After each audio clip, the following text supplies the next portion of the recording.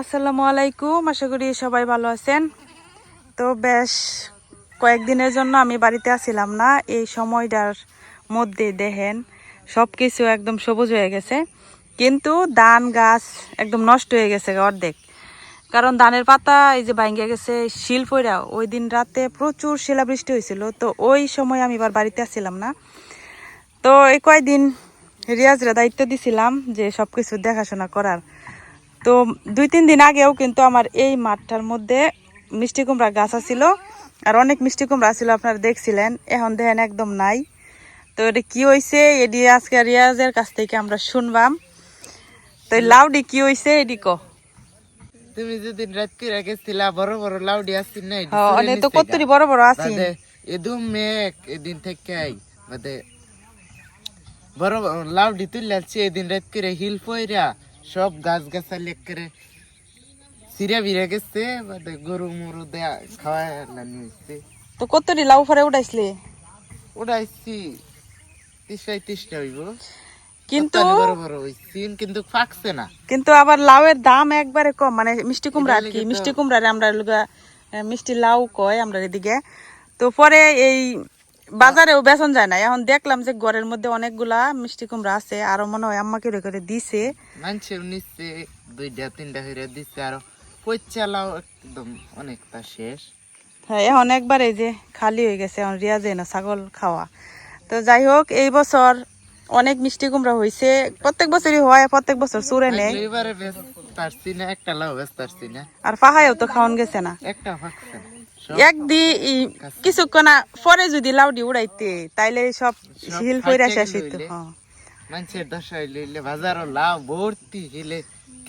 এর লিগে মনে করেন বাজারে অনেক মিষ্টি কুমড়া না, আমরা দামি হইতেছে না, ব্যস্ত পারতাছি না। আমরা দিতে হিলে কেচ্ছে না। তো এখন এই অবস্থা। অনেক জায়গায় দেখলাম যে ধান বার হইছে, পরে শিল পইরা এই ধান সব নষ্ট হয়েছে। তবে আমরা এদিকে এখনো ধানের থরই বেরোইছে না, এই যে ধানের থর বেরোইছে না এখনো পাতা। তো এই পাতাগুলা এই যে শিলে একটু মরা মরা হয়েছে, এগুলা ঠিক হয়ে যাব, এগুলা সমস্যা নাই। তো এই যে কি সুন্দর একদম পুরা গ্রাম এখন সবুজ হয়ে গেছে। আইও দেখি গে ভিতরে বাগানে কি কি লাগাইছি। এই বৃষ্টির পরে আর কি লাগানোর প্ল্যান আছেন। তো ঈদের পরে পড়বো শাকসবজি আরো নতুন করে লাগানি। তো এর মাঝখানে হঠাৎ অনেক বৃষ্টি পড়ছে, আর এই বৃষ্টির মধ্যে বাড়ির অবস্থা তো একবারে নাজেহাল। হ্যাঁ, এই যে আমার এই লিলি ফুল গাছটির মধ্যে কলি ধরতেছে, এগুলা মূলত এপ্রিল মাসে ফুটে। এটি সব গাঁদা ফুলে না, এদিকে টিয়ে কিনা বর্ষাকালে তো পচা যায় আবার। পরে এই যে গাজর গাজর মানছে রোদে শুগা গাজর তুইলা রোদে দা তুইছে এই জুড়িটা মাইদে উড়াইলা গাজর দি। গাজর পচা গেতাছে, মেঘ পড়ছে। হ্যাঁ, আর যে শিল পইরা বৃষ্টি পইরা সাইজটি ভালো হইছে না।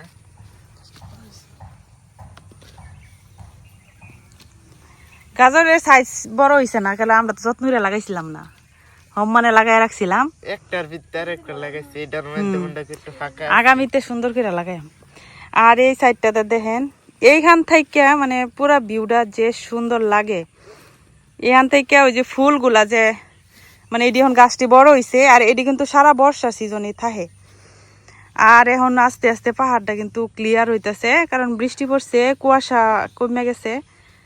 আর সবুজ ধান ক্ষেত, মানে আমার বাড়ির এই জায়গাটা মানে সবচেয়ে আমার সুন্দর লাগে। এখানে যে লাউ গাছের মাচাটা আছে, এটা ভাঙ্গে ফালাই দিলে আরো সুন্দর লাগবো। তো এটা ফালাইয়া এনে নতুন গাছ লাগাই আমার কি। আর এই যে বাড়ির অবস্থা, গরম এনে রাখ, পরে আবার মন থাকতো না।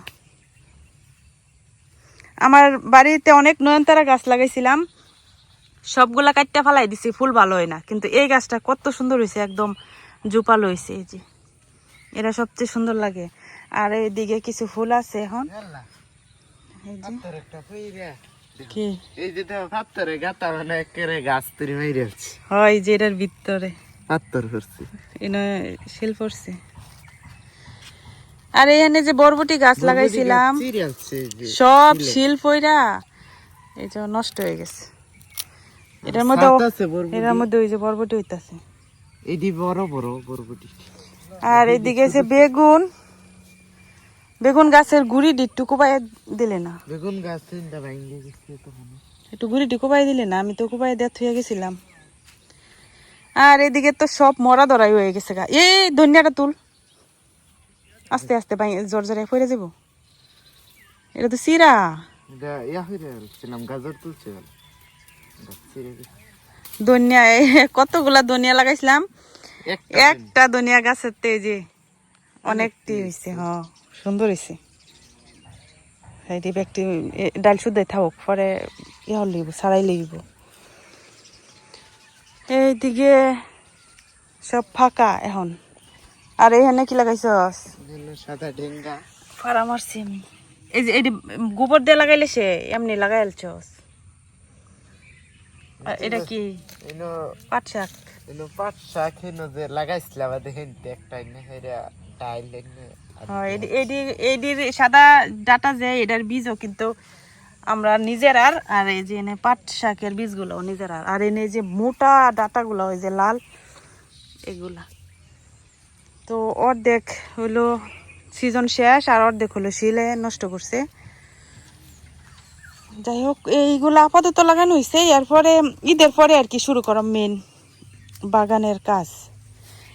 রিয়াজ, মেন একটা কাজ ওই যে একটু নাম নাইমা এটা সাফ কর। ওই যে দেখে যে ইয়াজা লাগাইছি কাগজ ফুল গাছটি যাতা হয়ে গেছে। ওই যে আর একটু যাতা হইলে পরে এনতে তুললিয়া হে গেটের সামনে নিয়ে লাগাইম কয়েকটা ইয়ার গাছ আর কি। ওই যে কাগজ ফুল, এই কি বলে জানি এগুলা রে, কাগজ ফুলের জানি কি ক।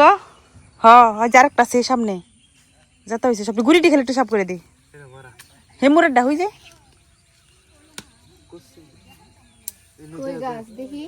হই যে কি যে ও বাগান বিলাস। বাগান বিলাসের চারা, ওই যে চারা হইতেছে। আরেকটা আছে এই যে যোগ হয়ে গেছে। ওরে বাপরে, এবারে এখনই যোগ হয়ে গেছে। এটি সাফ করানো লাগবো এই ফুল গাছটা ঘুরি দা। যে যুগ হইছে এবারে এখন গাছ মরা ওষুধ দিলে পরে ধান খেতে গেলে সর্বনাশ। সেদিন আমার দোস্তি শিক্ষার হারতে হারতে রিয়াজে জুহেরে যে ভয় পায়, অবশ্য আমি এত ভয় পাই না। আর এই যে টমেটোর অবস্থা, টমেটো গাছ তো শেষ হয়ে গেছে। আবার কিন্তু টমেটো লাগান যায়, এটা জানো, বর্ষাকালে আবার টমেটো লাগান যায়। লাগাই দিলে লাগাইলে পরে উপরে কাগজ বাঁধতে দেওয়ার লাগে, যে কাগজ বাঁধতে দেওয়ার লাগে যাতে ইয়া নষ্ট না হয় আর কি।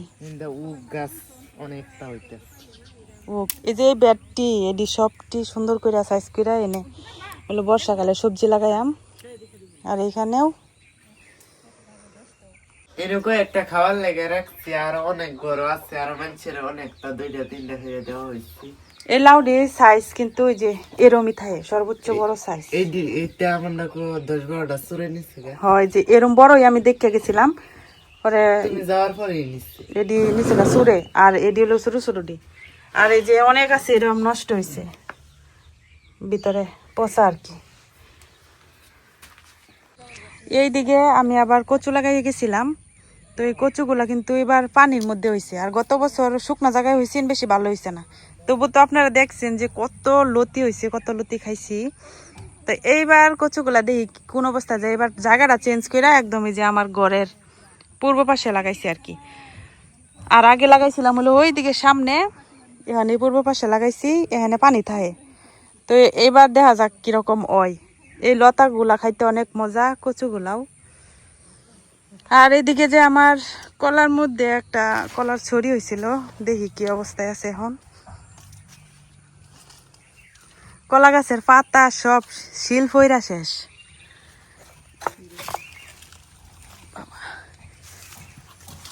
কই ওই যে পাতার ভিতরে, মাশাআল্লাহ এখনো ভালোই আছে। লক্ষ্য রাখিছে এটা।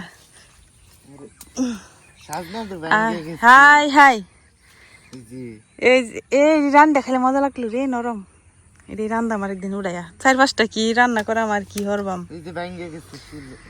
শিল ফইরা এই যে সাজনা অর্ধেক অর্ধেক বাইঙ্গা শেষ, অর্ধেক অর্ধেক বাইঙ্গা শেষ। এটাই নতুন গাছ, এইবার এই প্রথম সাজনা হয়েছিল, কিন্তু শিল ফইরা বাইঙ্গা শেষ। আমার এই গাছে সাজনা গুলা হইতেছে লাল, তো আমরা এদিকে এই লাল সাজনা গুলারে আবার কয়লো বাজনা, আর যেগুলো সবুজ এগুলারে কয় হচ্ছে সাজনা। তো এই যে দেখেন কি সুন্দর, কিন্তু বাইঙ্গা গেছে আগাগুলা। হ্যাঁ, তো যাই হোক, মাত্রই আমি বাড়িতে আইছি, এরা বাড়ির একটু আপডেট নিলাম। তো এই হইতেছে বাড়ির বর্তমান আপডেট। তো আজকে এই পর্যন্তই ব্লগটা শেষ করতেছি। সবাই ভালো থাকবেন, আল্লাহ হাফেজ।